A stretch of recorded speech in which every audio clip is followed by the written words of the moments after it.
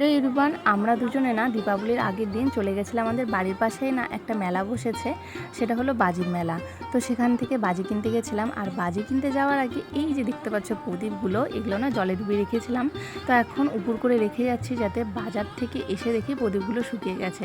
কারণ কেন বলো তো, অবশ্যই অনেকে আন্দাজ করতে পেরেছ, আমাদের মতন অনেকেই হয়তো এই নিয়মটা আছে যে 14 শাক খেতে হয়, সেদিন 14টা বাতি জ্বালাতে হয়। এই নিয়মটা কার কার আছে? অবশ্যই অনেকেরই আছে।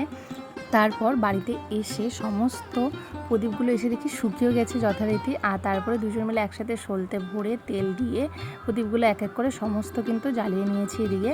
আর 14 শাক সেদিন আমরা খাই, আর 14টা বাতিও জ্বালাই। সে একটাই কারণ, তার হলো সেদিন কিন্তু পূর্বপুরুষদের উদ্দেশ্যে বাতিগুলো জ্বালানো হয়।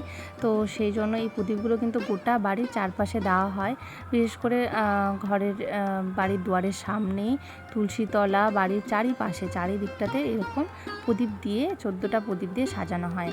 আর বাড়িতে যেহেতু দীপাবলি, তো সেই উদ্দেশ্যে গোটা বাড়িটা লাইটিং দিয়ে খুব সুন্দর করে ডেকোরেশন করা হয়েছে। ঠিক এমনটাভাবে কেমন লাগছে, যদি ভালো লাগে অবশ্যই জানাবে।